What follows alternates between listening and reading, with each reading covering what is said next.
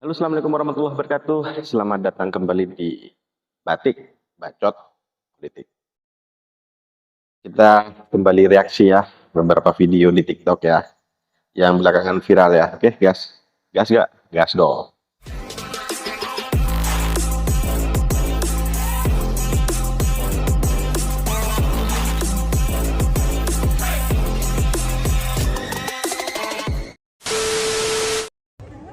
Bu, tolong dikasih tahu ya Bu ya, kalau bantuan Bansos untuk rakyat, yuk kita kawal bareng ya, kita monitor bareng-bareng supaya gak ada yang ngaku-ngaku ini merdeka. dari pemerintah, bukan dari perorangan.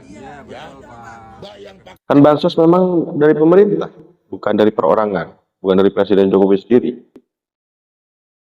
Yang bagian bansos kan memang presiden selama ini. baju itu minggir deh, ganti Mbak, jenengan. Ya,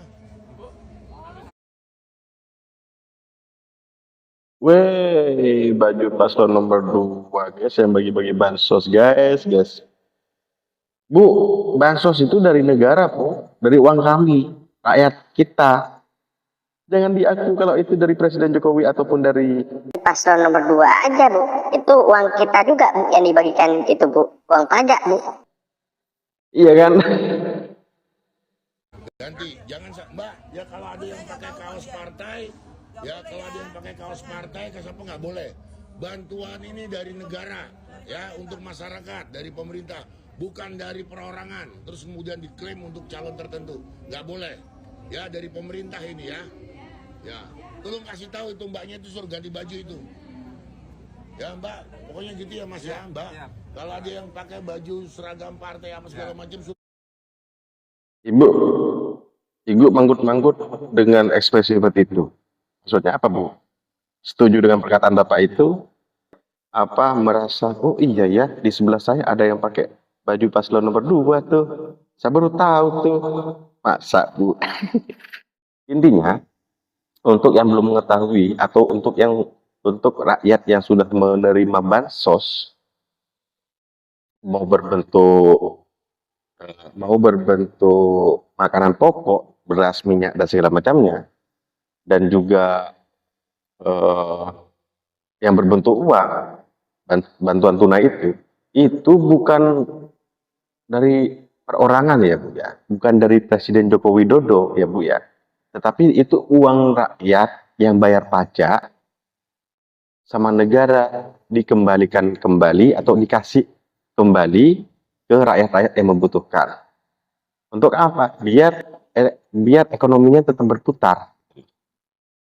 Nanti berputar ke yang dagang, yang kaya nanti bayar pajak. Terus muter seperti itu. Jadi uang itu bukan uang Jokowi, apalagi bukan uang paslon nomor 2. Jelas-jelas di sini ada yang pakai baju paslon nomor 2. Dan nggak mungkin nih panitia yang ada di sini nih, yang beberapa orang pakai baju merah marun ini tidak tahu bahwa di sana juga ada yang berpakaian seragam paslon nomor 2. Nggak mungkin nggak tahu sih, pasti tahu sih. Tapi dibiarkan. Ya syukur ada yang memviralkan seperti ini. Jelas ya. Apalagi bansos atau bukan bansos, apalagi yang berbentuk, saya melihat entah itu editan, entah itu provokasi atau gimana, yang jelas pernah saya lihat di media sosial itu apa namanya, beras atau sembako yang ada fotonya paslon nomor 2. Itu termasuk undang-undangnya, termasuk money politik, nggak boleh seperti itu. Jadi kalau udah nerima seperti itu, kalau ada yang seperti itu atau yang seperti ini kejadiannya, silahkan dilaporkan atau diviralkan karena itu melanggar undang-undang pemilu. Oke, aneh, aneh aja sih. Ibu ini yang di tengah ini seakan-akan tidak mengetahui bahwa sebelahnya tuh ada yang pakai seragam atau pakai baju pasangan calon gitu. Tidak mungkin sih satu kursi kayak gitu kok. Ada aja di negeri ini.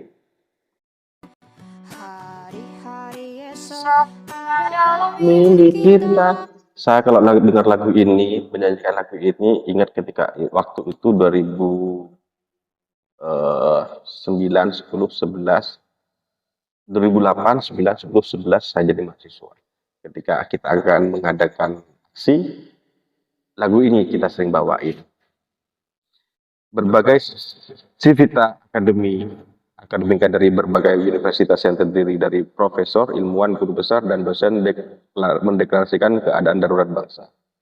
Bangsa ini sedang darurat karena pelanggar konstitusi, pelanggar demokrasi, perusak demokrasi ini sekarang lagi senyum-senyum gitu.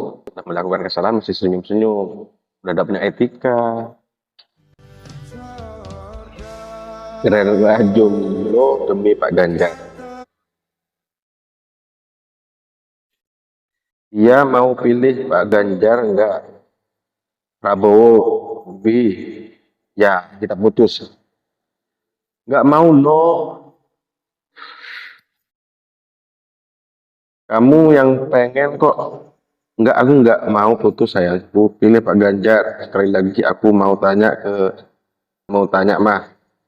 Pilih Pak Ganjar enggak? Enggak sayang, aku pilih Pak. Enggak sayang, aku pilih Pak Ganjar. Kamu pilih nomor 2, aku blok. Ya Allah sayangku, ya udah pilih nomor 3 sayang. Ini bukan paksaan, tapi ini komitmen. Ini loh. Dalam demokrasi kita, dalam keluarga kita, memang memilih itu demokrasi. Hak demokrasi setiap warga negara, setiap orang. Tapi kalau pasangan kita memilih sesuatu yang sudah jelas-jelas rusak, yang jelas-jelas melanggar, ya masa iya? Berarti kan ada yang salah dari pemikirannya, ada yang salah dari pengambilan tindakannya. Memang hak prioritas semua orang, hak berdemokrasi itu semua orang memiliki hak. Tapi kalau pasangan kita moro-moro memilih sesuatu, jangan pilpres lah, hukum ya misalnya. Pacar kita pakai ganja, pakai narkoboy, ya alkohol yang misalnya ganja dan segala macamnya itu. Ya kita sebagai pasangan yang bertanggung jawab untuk menjaga dia, kita harus meluruskan dong. Hal ini nggak boleh kamu pakai, hal ini nggak boleh kamu konsumsi, karena itu membahayakan kamu. Nah, kita sebagai pasangan atau pacarnya punya hak untuk membatasi ruang pikir dan ruang pakai serta konsumsi yang dikonsumsi oleh pasangan kita, karena kita sayang sama dia.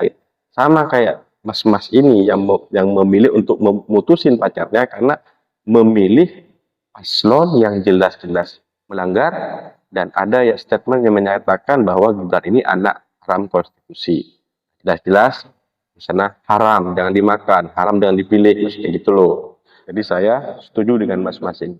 Walaupun melanggar haknya dia untuk memilih, tapi saya sebagai pasangan harus meluruskan apa yang terjadi di pola pikir dia. Maksud saya, di pola pikir dia tuh biar benar mengambil keputusannya.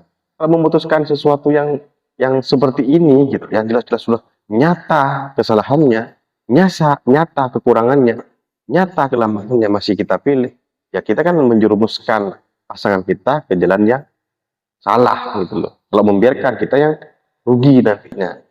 Karena mau gimana pun kalau kita bicara masalah pilpres ini, gitu kan ya, anaknya ketika nanti udah nikah, anaknya mas-mas ini tidak punya hak yang sama untuk menjadi presiden.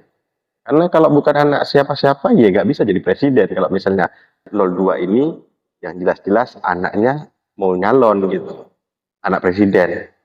Ngerti kan? Jadi kalau orang biasa, sirna harapannya. Selanjutnya guys.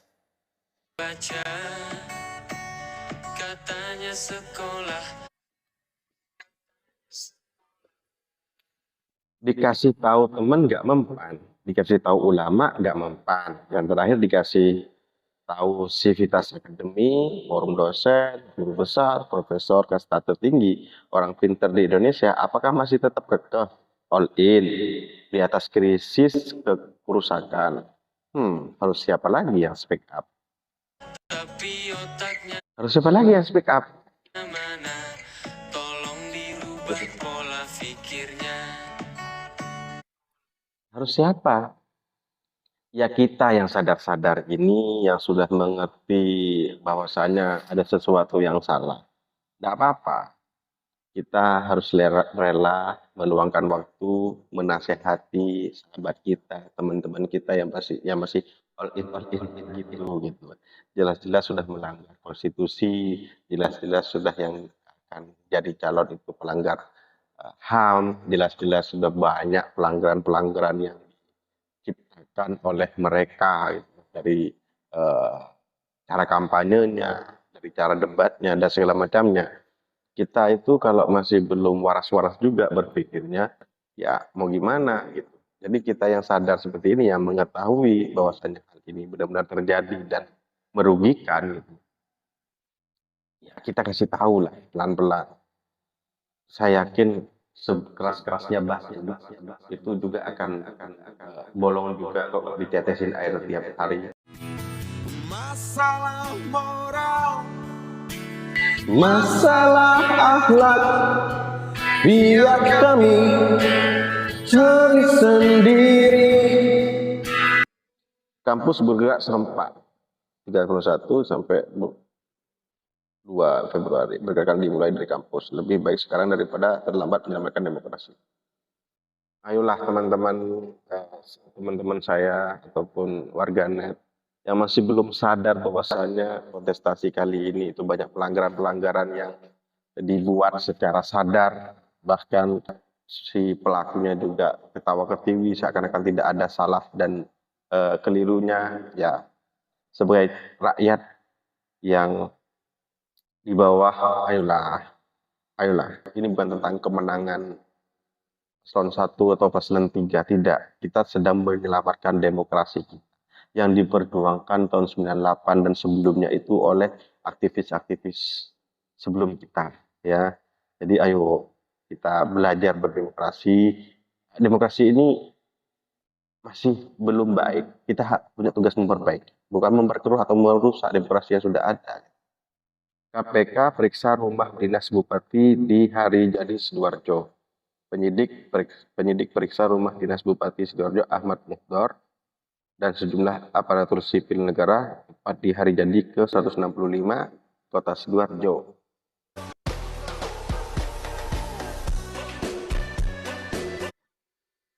Tanggal 1 Februari 2024, Kamis, Bupati Sidoarjo muncul di deklarasi Prabowo usai rumah dinas digeledah KPK. Ini Bupati Sidoarjo muncul di deklarasi Prabowo setelah rumah dinasnya digeledah KPK. Ini apa maksudnya ini? Mau menyelamatkan kekuasaannya atau menutupi kekurangannya atau menyiasati yang sudah dia lakukan dan itu salah agar terlihat benar atau gimana saya nggak tahu. Dan jelas ini nyata ya. Apakah ini kebetulan? Orang sebelumnya dia mendukung Amin, mendukung nomor 1 kok moro-moro bisa setelah diperiksa oleh KPK kok langsung dukung 02. Ada apa di 02 ini? Kuat sekali backingannya. Apa kalau mendukung 02 itu kita si pendukung ini akan selamat ke depannya? Padahal kan hukum dunia itu tidak seberapa hukum akhirat. Karena memang di dunia itu manusia juga hakimnya. Kalau yang di akhirat nanti kan Allah Subhanahu wa taala dan para malaikat gitu kan.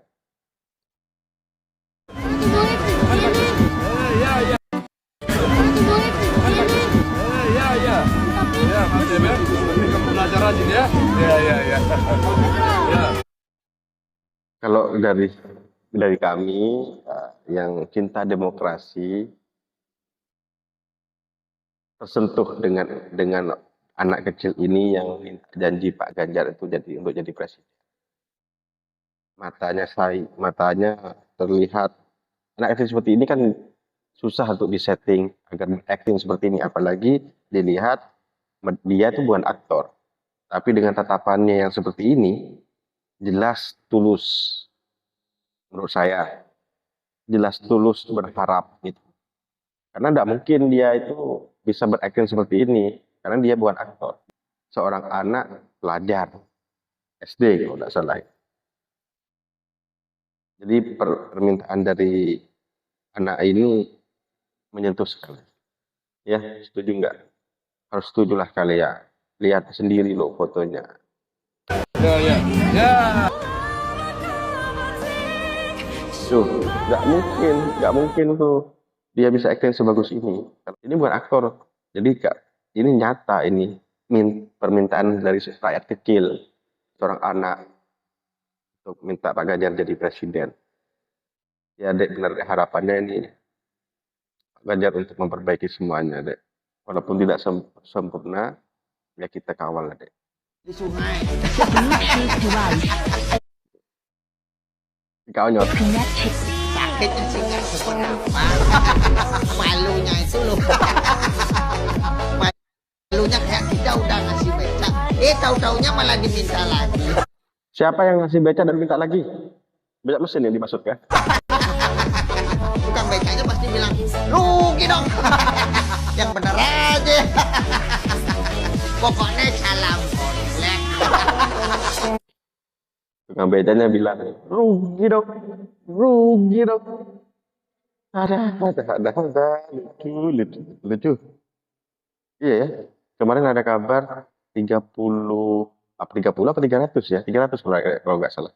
300 becak listrik diberikan oleh paslon nomor 2. Entah itu bersifat money politik atau sumbangan saya nggak tahu ya. Yang jelas itu dikasih katanya. Tapi ada beredar video dari yang nerima itu diminta kembali gitu becaknya. Terima kasih.